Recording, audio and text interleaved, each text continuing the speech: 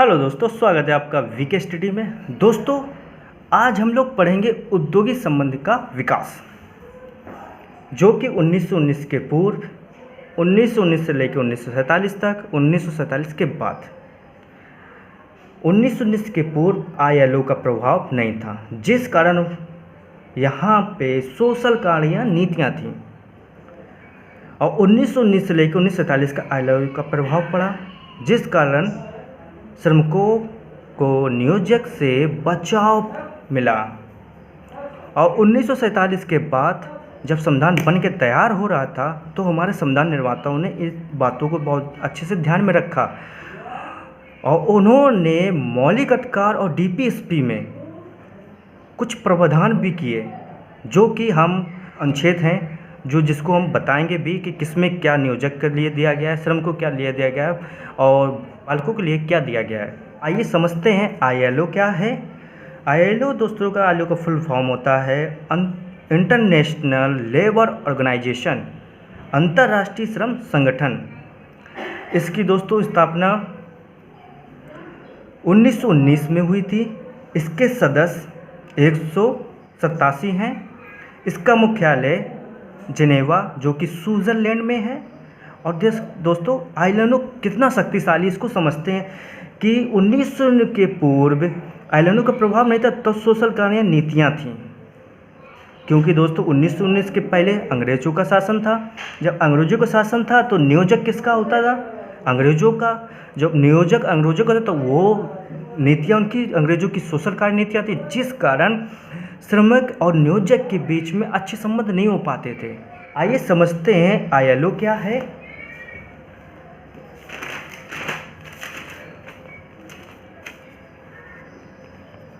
ILO कितना शक्तिशाली, इसको समझते हैं। इसके आने से क्या प्रभाव हुआ, क्या परिवर्तन हुए, क्या चीज़ें चेंज हुई, समझते हैं इस चीज़ को। दोस्तों, आईएलओ क्या है?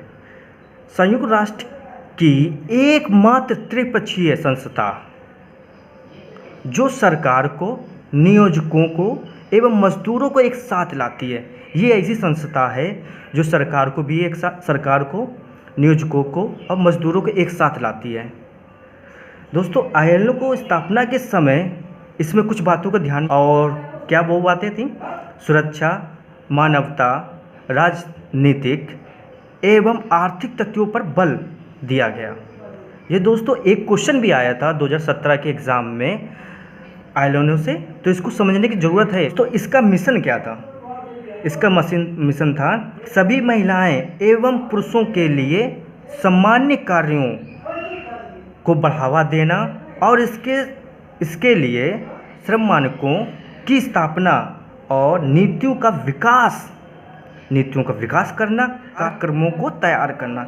इसका काम था, मोटी तौर पे अगर समझा जाता है तो जो पहले जब 1919 के पूर्व जो भी ना भी इनके मजदूरी भुगतान, कितनी मजदूरी होनी चाहिए, कितना इनको पैसा मिलना चाहिए, कितने टाइम तक काम करना चाहिए, कौन सी सुविधा प्राप्त होनी चाहिए, स्वास्थ्य के लिए क्या सुविधा होनी चाहिए, इस चीज़ को कोई भी वर्णन नहीं था, कोई चीज़ बताई नहीं गई थी।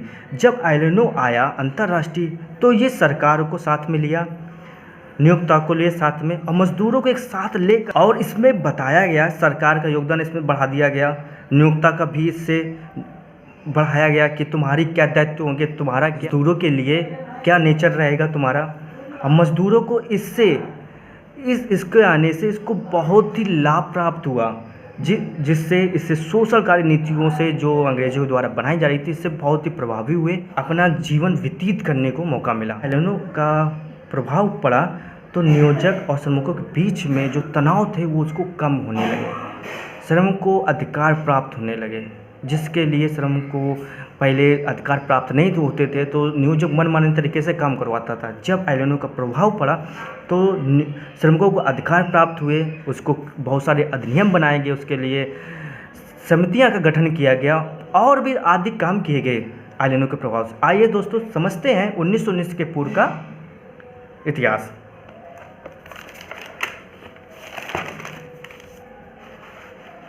दोस्तों 1919 के पूर्व का, दोस्तों इस समय 1831 में नील की खेती होती थी। जो नियोजक और श्रमंदों के बीच में कुशल संबंध नहीं होता था। कारण दोस्तों हम बताया भी है कि इस टाइम ब्रिटिश सरकार का शासन था, ब्रिटिश शासन का शासन था।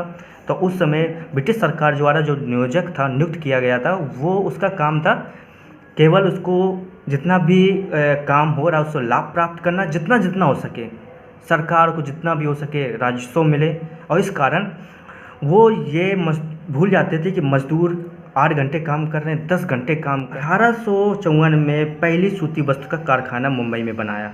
इसमें दोस्तों वही कहानी, नियोजक श्रमिकों के बीच अच्छे संबंध नहीं थे, क्योंकि ब्रिटिश सरकार द्वारा नियोजक होता था, नीतियाँ भी इतनी शोषणकारी थी जिस कारण श्रमिकों के अच्छे संबंध नहीं होते थे।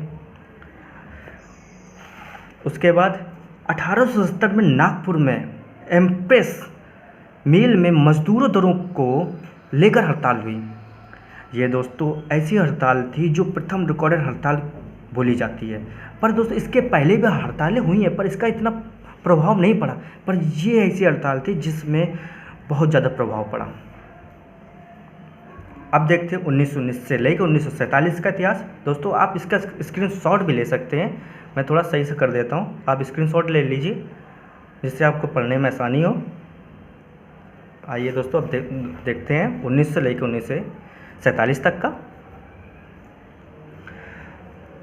अब हमने दोस्तों समझा था कि आयरलैंडों का प्रभाव 1919 में स्थापना हो चुकी थी, तो उसका प्रभाव भारत में क्या पड़ा, भारत में क्या परिवर्तन हुए, क्या भारत में चेंजेस हुआ, समझते हैं। श्रम संघ अधिनियम 1926 का गठन किया गया। इसमें क्या अधिनियम में प्रावधान किए गए, श्रमिकों को संघ बनाने का अधिकार दिया गया।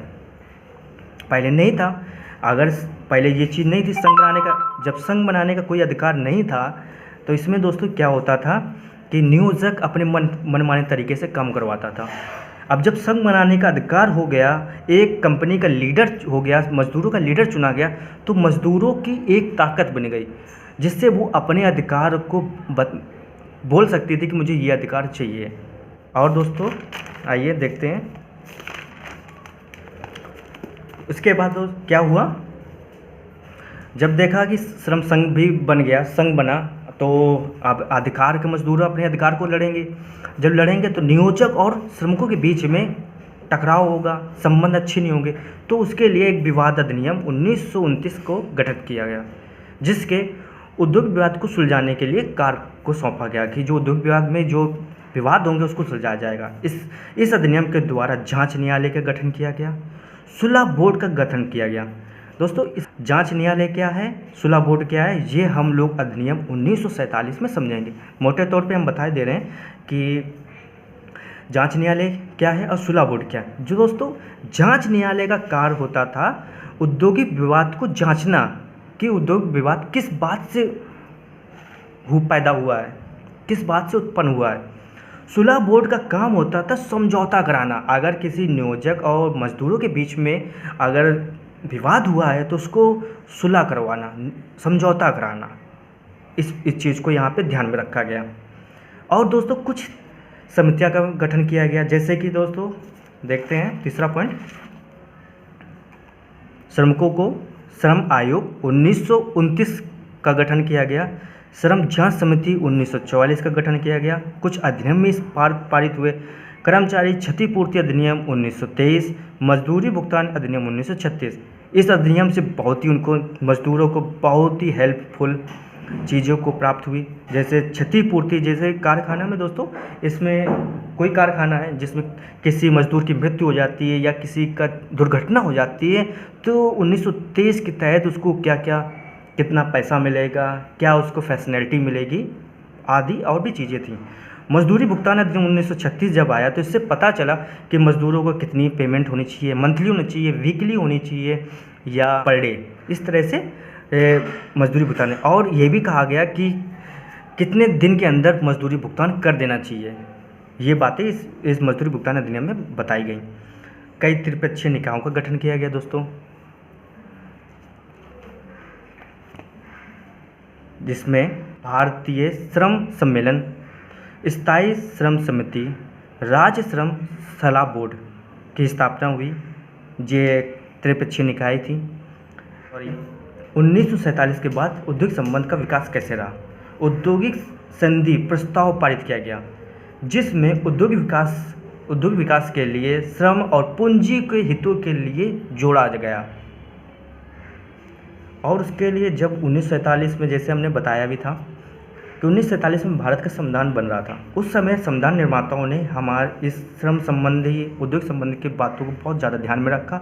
उन्हें मौलिक अधिकार में संघ बनाने का अधिकार दिया गया, जो कि अनुच्छेद 19 में बताया गया। और फिर पंचवर्षीय योजना आई, जिसमें नीतियों को बहुत ज़्यादा ध्यान में रखा गया श्रम और नियोजक के बीच में। आप इसका स्क्रीनशॉट ले सकते हैं दोस्तों, कि जिससे आपको अच्छे से समझ में आए और आप इसको पढ़ सकें दोबारा। भारत में संविधान में प्रबंधों में श्रमिकों की सहभागिता का ध्यान दिया गया। 2014 में श्रमिक जयते कार्यक्रम शुरू हुआ, जिसमें दोस्तों बताया गया, इसमें सबसे इम्पोर्टेंट बातें बताई गई कि जब कोई भी अधिकारी किसी कंपनी में जाता था तो उसको इन्फॉर्मेशन नहीं देता था, जिस कारण नियोजक के पास जो डॉक्यूमेंट्स होते थे वो क्लियर नहीं हो पाते थे, और रजिस्टर होते थे वो क्लियर नहीं हो पाते थे। तो इससे बहुत सी कठिनाइयाँ पैदा होती थी, जिस कारण इस 2014 में जब ये कार्यक्रम स्टार्ट हुआ तो इसमें बताया गया कि जब कोई अधिकारी किसी भी कंपनी में जाएगा तो उसको जो वहाँ का मालिक होगा, एम्प्लॉयर होएगा, उसको इन्फॉर्मेशन देगा कि हम इस डेट को आ रहे हैं, आप ये डॉक्यूमेंट्स आपने रेडी रखिए और ये रजिस्टर रेडी रखिए, कितने श्रमिक हैं, कितने क्या कार हैं, ये सब के डॉक्यूमेंट्स हमें रेडी चाहिए। ये सब बातें बताई गई हैं। दोस्तों, अगर हमारा वीडियो ये अच्छा लगा हो तो आप इसको लाइक कीजिए, सब्सक्राइब कीजिए, शेयर कीजिए और बेल आइकन जरूर दबाइए। इसके बाद दोस्तों हम पढ़ाएंगे कारखाना अधिनियम 1948, जो कि बहुत ही जल्दी आ जाएगा। धन्यवाद।